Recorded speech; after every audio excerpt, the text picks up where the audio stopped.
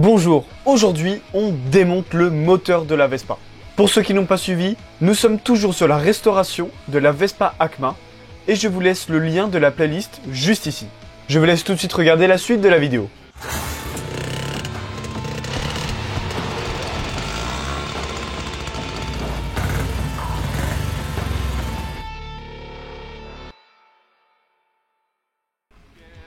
Pour commencer à démonter le moteur, il va falloir démonter ce qui permet de refroidir le moteur et qui est fixé sur le volant magnétique. Il y a des rondelles freins qu'il faut détordre et ensuite WD-40 et on dessert les vis.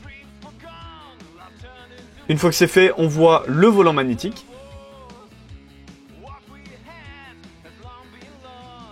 Maintenant, de l'autre côté, on va enlever la cloche des freins. Il y a deux petites vis où il faut toujours mettre du WD-40.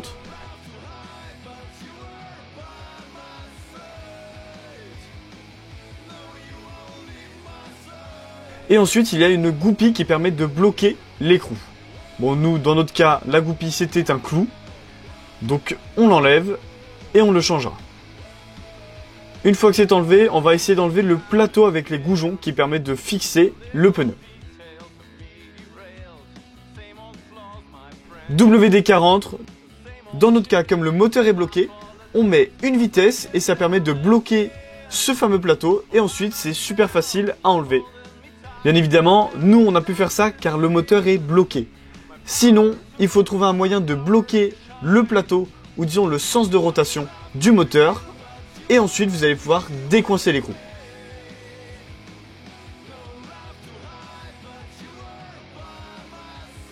Comme on va ouvrir le moteur, on fait une petite vidange avant.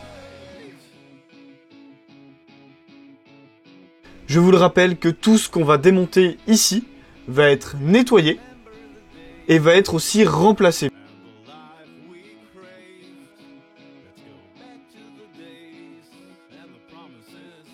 Maintenant, on enlève la deuxième partie de refroidissement du moteur.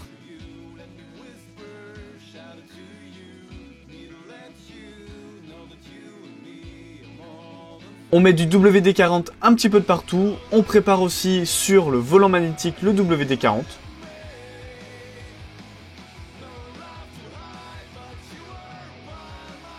On n'oublie pas d'enlever l'écrou qui est à l'arrière de la vis.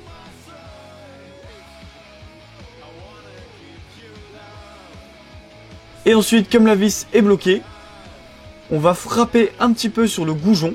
Mais attention, on ne frappe jamais sur un filetage. Pour ne pas l'abîmer, on laisse l'écrou et on tape sur l'écrou.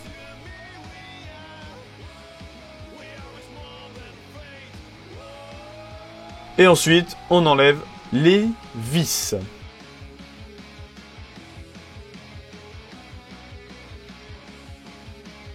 Maintenant, pour enlever le volant magnétique, comme nous, encore une fois, le moteur est bloqué, on n'a pas trop de difficulté à décoincer l'écrou. Par contre, on choque un petit peu le volant magnétique pour essayer de le décoincer.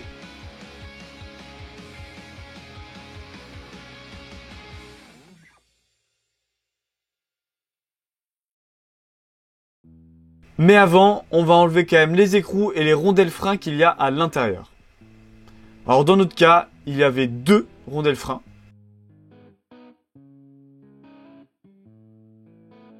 On prend un tournevis aimanté et on essaye de l'enlever parce que c'est quand même coincé au fond. On met du WD-40 sur la clavette du vilebrequin. On remet l'écrou et on remet surtout le circlips. Car le circlips, c'est lui qui va nous servir d'arrache pour enlever le volant magnétique. L'écrou va faire appui dessus et c'est ce qui va permettre de le décoincer. Mais pour l'aider, on frappe un petit peu sur l'écrou pour essayer de le décoincer. Et une fois que c'est fait, ça vient tout seul.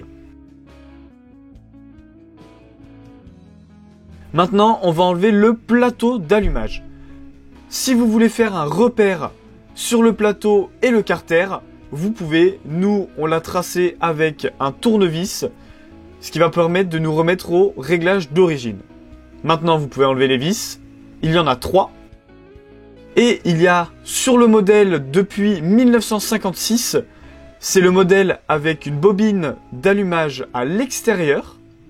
Donc c'est-à-dire qu'il y a maintenant 4 bobines au lieu de 3 sur les modèles avant 56. Donc on enlève bien les cosses. Et ensuite vous allez pouvoir retirer votre plateau d'allumage.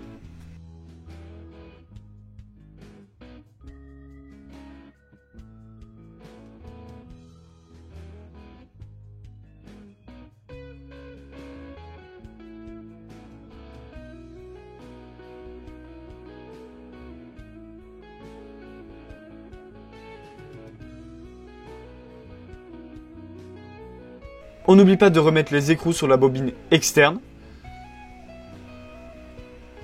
Et maintenant, vous avez réussi à enlever votre plateau d'allumage.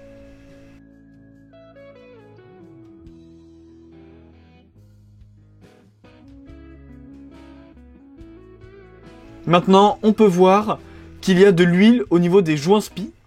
Ça veut dire qu'il va falloir les changer. Il n'y a donc plus d'étanchéité dans le moteur. C'est ce qu'on appelle une prise d'air et ça peut gêner le fonctionnement du moteur et même son démarrage tout simplement. Maintenant, on prépare le démontage des deux carters. On met du WD-40 sur toutes les vis que vous voyez, car ça va quand même bien nous faciliter la tâche pour pouvoir enlever les goujons. Et on commence à dévisser tous les goujons qui permettent de tenir les deux carters entre eux.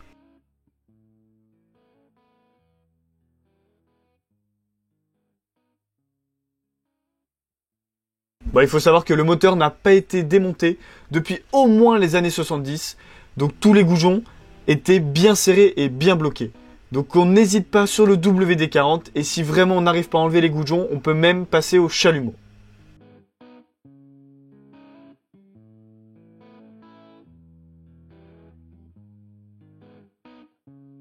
Alors là, vous êtes sur la première partie du démontage. Ce n'est pas aujourd'hui que l'on va ouvrir le moteur en deux. Pour l'instant, on le prépare simplement à son ouverture.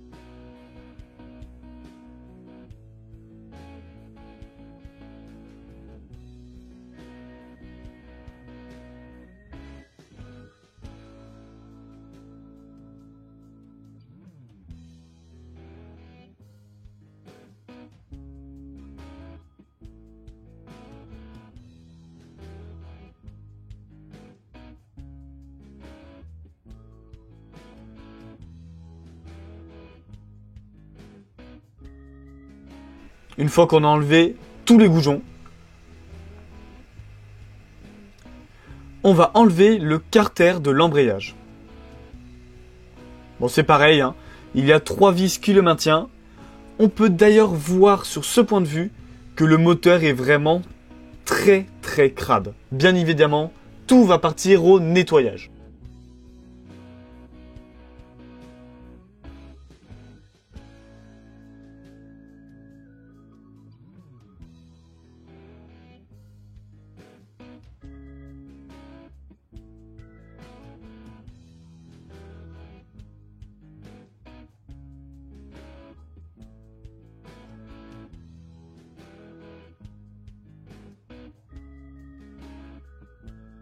On va choquer un petit peu le carter de l'embrayage pour pouvoir le décoincer.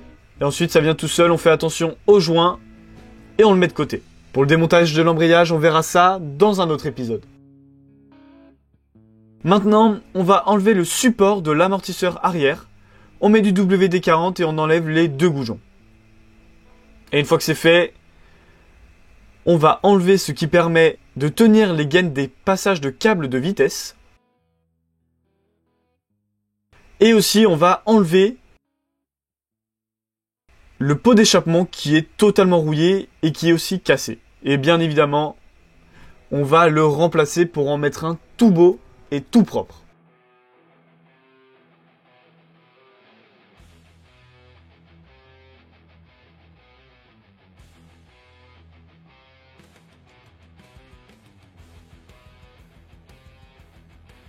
Bon, je ne vous cache pas que l'échappement était aussi bien bloqué.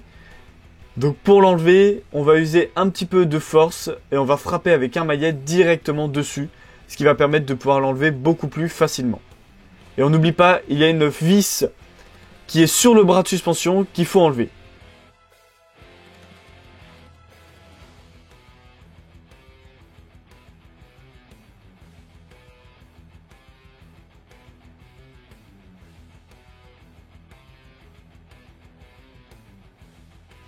On va enlever aussi le bras de suspension. Comme on a déjà retiré le support de suspension, ça permet de décoincer le bras et ensuite ça s'enlève facilement.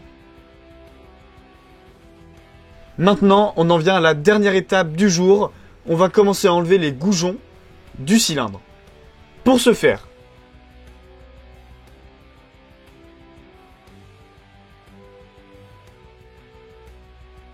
on met un écrou qu'on serre environ à la moitié. Et ensuite, on va venir mettre un autre écrou contre et on va les serrer entre eux. C'est-à-dire que celui du dessous, on le desserre et l'autre, on le resserre et chacun, on les met en appui.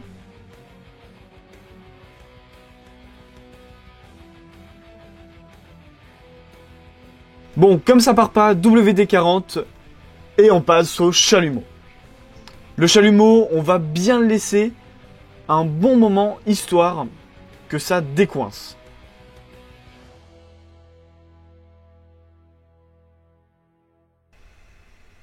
Alors, on va peut-être pas en venir à faire rougir le métal, mais quand même, on va s'y approcher.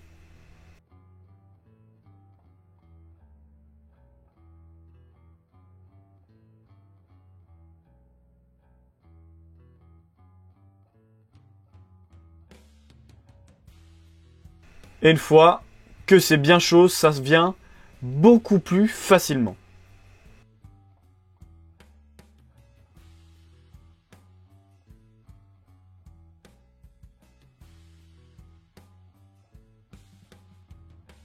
Merci à tous d'avoir suivi la vidéo.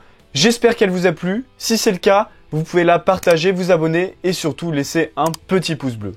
La semaine prochaine, on va se retrouver pour la deuxième partie du démontage du moteur et de sa restauration. À la semaine prochaine.